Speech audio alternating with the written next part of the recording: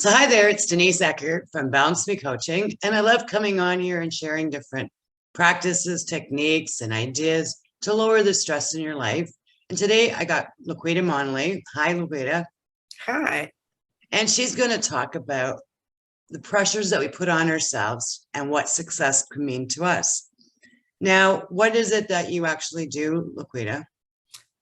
I'm a John Maxwell certified speaker, coach, trainer, and facilitator.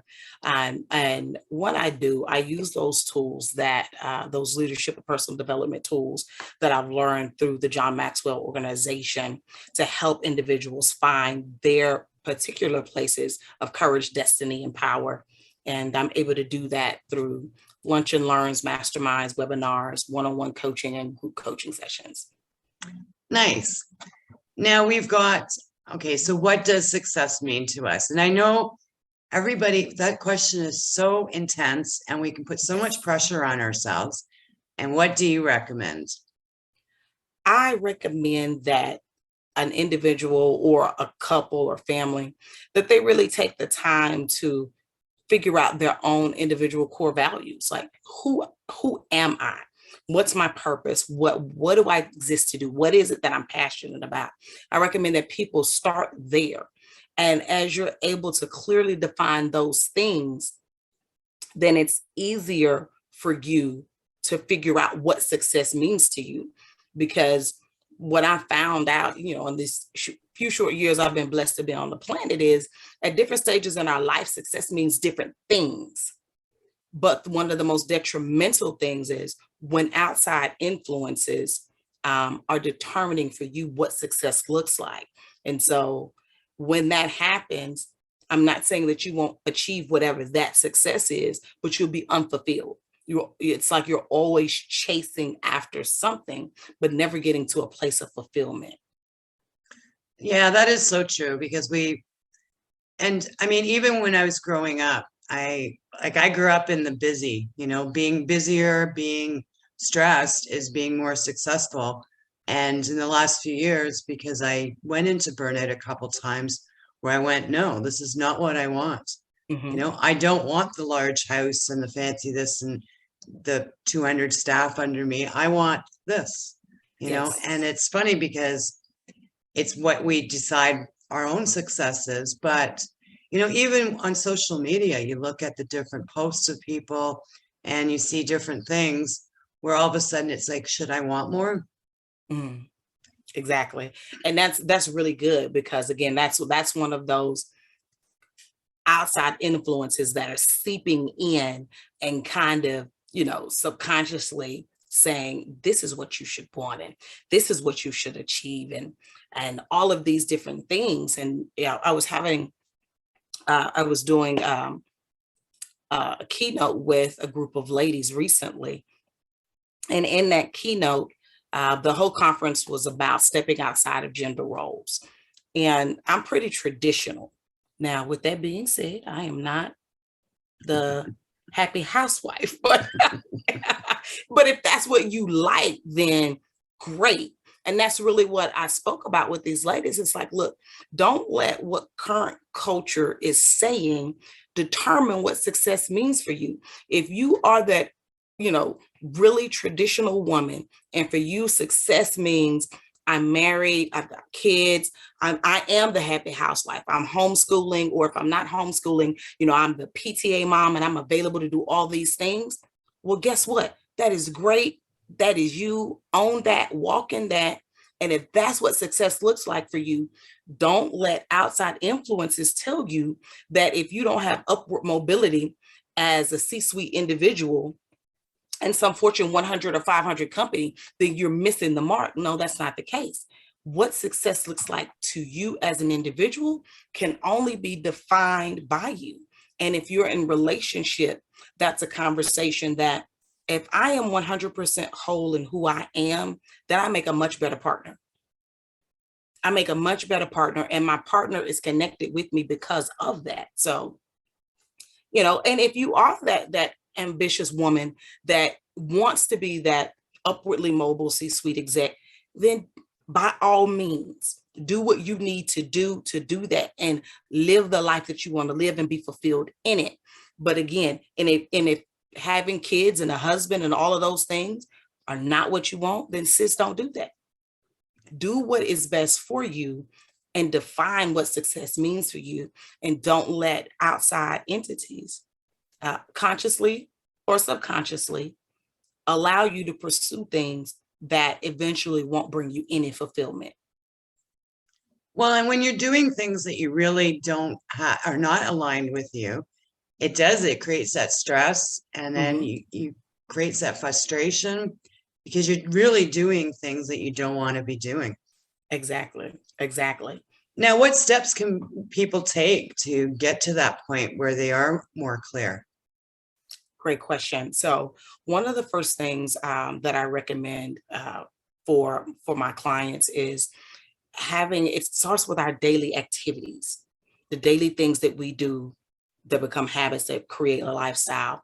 In my daily meditation or devotion, or however it's outlined for you, if you're not doing it, then that's something that I recommend that you start to do, because it's in that quiet time that we learn to really clear our mindset and really to set and focus. And when we're able to do that consistently, have that pad, something to write with and something to write on, and begin to journal those emotions as they come up and those experiences. What is it that I'm thinking in that moment, and how am I processing that? And as we're doing that, for some of us, it'll take a while, and some of us, it might happen instantly. But as you're journaling those things out, you'll begin to notice a pattern of something that just really rises up in your spirit and is consistent, that this thing is consistently in alignment with, I enjoy it, I'm passionate about it, it's what I would do, and I would do it for free. I wish I could have more time to do that. And as you explore those things out in that meditation time and you're able to get them written down, then that next step is you take those jumbled notes, because I'm not saying do it in an organized manner, just as it comes, write it. Then you take those jumbled notes, and then that's when you take the time to try to put a bit of organization to it and see that now I'm mapping out a plan. And now it's becoming more clear, and I can add to it. And you'll see it's kind of like when we were in middle school and your middle school teacher was teaching you how to write the outline for your essay to get to the essay. And really, that's what I suggest my clients to do, to begin to write that outline for your life. And after you've getting it down, and bringing it into what a vision or a mission is. And this is for your life, not for your business. And this is for your life. And as you're doing that, things begin to become more clear. And when you have that clear vision and mission written out, it's easy to start to say, this is step 1, this is step 2, this is step 3.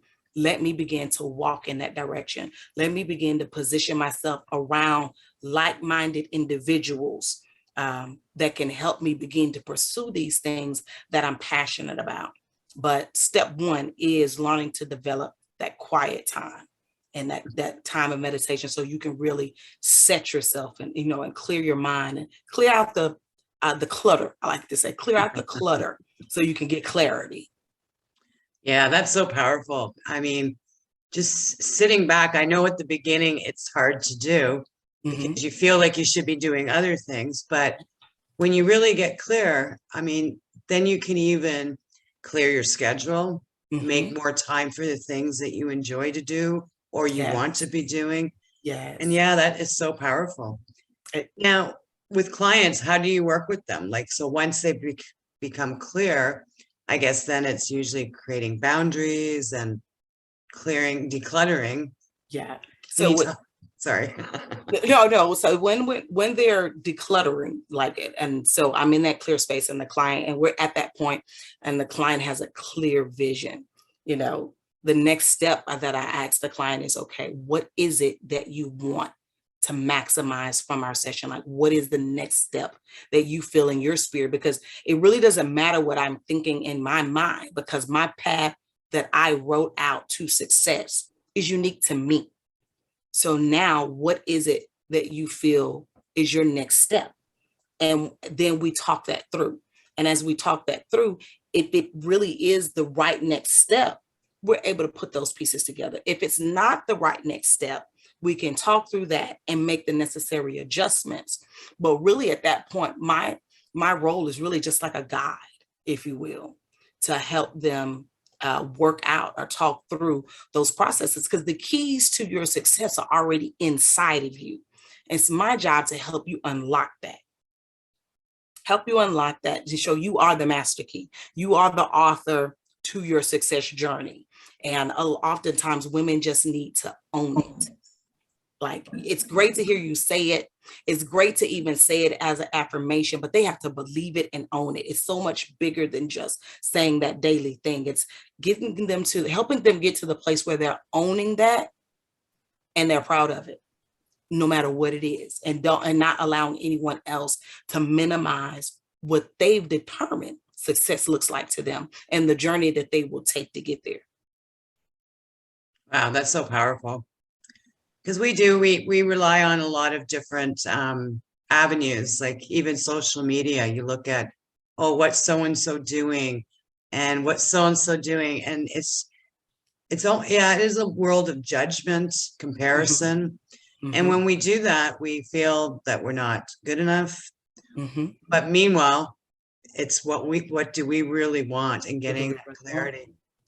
Some depending on the client, I do recommend that they take a social media fast, if you will, like an internet fast, if I can say that. And just like we understand from different health perspective, fasting is healthy for our body. Well, all of this stimulation, some of it positive, some of it negative stimulation that we get from social media, internet, TV, it's so overwhelming that it's hard to process it all. And it's like, it's the negative that bounces out most than the positive. And when that client is just really beginning their journey of developing that quiet time and that meditation so that they can declutter, I do highly recommend that they take a break, and depending on the person, how addicted they are to it, we might do it in stages. Can you not be on it for today? All the way out to, depending on how long I'm working with the client, can we take a 28-day break? And the ones that are entrepreneurs, that's like, oh, wait, how can I do that? And if you're at a place as an entrepreneur where, your business is, you have a team, trust your team. Trust your team to handle that. And if it's something that you just must do because you are the social media marketer for your team, then only focus on yours. Put your content out, engage with the people who are engaging with you on your content. And if there are 3 or 4 other people that you follow that you're engaging with, to keep the algorithms happy, do that. And like you said, block that time. I'm only going to do it in the morning. I'm only going to do it at lunch. I'll only do it in the evening. And at those 3 blocked times, that's what you do. And you stick to that and come off, because we don't want anything to get in and to dilute your process that you're going through, that's helping to build you up as an individual. And if constantly looking at social media and they fall into that comparison trap, because the shiny things on social media looks like what I should be doing, but I'm not, then we don't need to be there. We need to be in a space where we are getting what we need to know that where I am and what I'm doing is enough. And the plan that I've mapped out for my success personally and professionally is the plan that's working for me. And I'm freeing myself from a judgment zone. I'm freeing myself from judgmental people, whether they're personally in my space or I'm falling in that comparison gap from looking at other things on social media. Yeah, absolutely. Like, even, I think it was about a few months ago, I just went through all my, couple of different accounts, and people that I wasn't aligning with, deleted. And it just, so now when I go on there, the chances of something upsetting me or making me feel less than who I am has really changed. Like, it has changed that whole dynamic. That's wonderful. That's a powerful thing there in and of itself, because a lot of times we're following particular influencers, and you like on a conscious level, you know that they are pushing their brand because they're in the business to make money. Not that they don't want to help people. They do want to help people, but they're in the business to make money. And so in the business to make money, they're trying to get their target audience. They're hitting that emotional stuck point so that you can click that buy button. We understand the science of selling. We know that, but we get so caught up in it that, oh, I've got to get such and such a course because this is not going the way that it should be. And I just get in this course and do this, or, oh, you know, their branding looks great. And, you know, all of these things like, wait, stop, sis, hold up. You know, you have the tools that you need. Yeah. Let's work on you. And while we're working on you, our ability to make the tools that we have work for us, it's like, you know, it's like Harry Potter waved his wand and boom, it just happened. Like, because when we work on us, the tools we have will start to work for us. What we need, it'll attract right to us. Yeah, that's so powerful. So we're going to start wrapping this up. Is there anything else you'd like to share with our audience today? So the one thing that I would like to leave with the audience is really what we've been talking about. You know, says everything that you need is in the inside of you.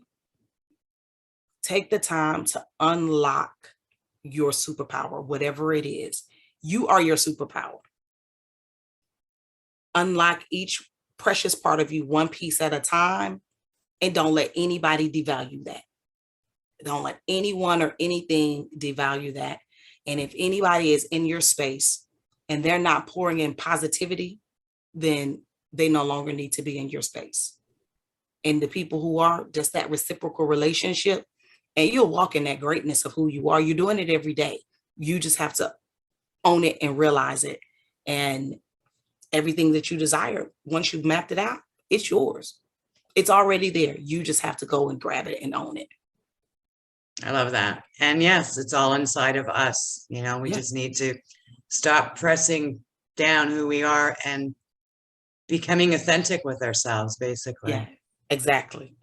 Becoming authentic with ourselves and being happy with being you. You know, even if you're saying, you know, Denise or LaQuita, I'm not happy with who I am right now, and this is who I want to be. Okay, great. But the person that you are now is key to becoming that person you want to be. So don't devalue who you are now just because you haven't achieved that goal. It's like, you know, you'll say, I started off life early, teenage pregnancy. I met my husband at 15. He was 17. We had a bad mistake moment and we became teenage parents.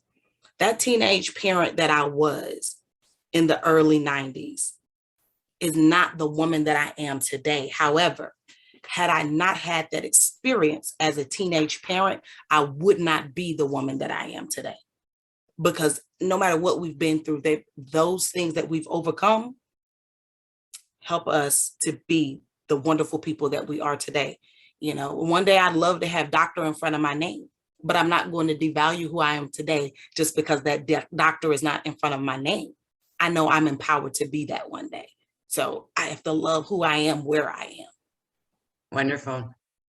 Well, thank you so much for your time today. I just feel so much, I don't know, I feel a lot more aligned listening to you. Because sometimes it's hard being us too, you know? It is. It's like, you know, we're people. We have challenges that we face every day, you know, external challenges, internal challenges, whether it's imposter syndrome, you know, a lot of successful women suffer from that in silence. And for me, the biggest thing for me is having those positive women that are aligned with me in my inner circle that speak to who I am and don't allow me to get stuck in that. So it's not like we're these perfect people who have the perfect answers. No, we're individuals walking through life and we have the answer because we bumped our head a little bit and we figured out what made it feel better and how not to do it again. Exactly.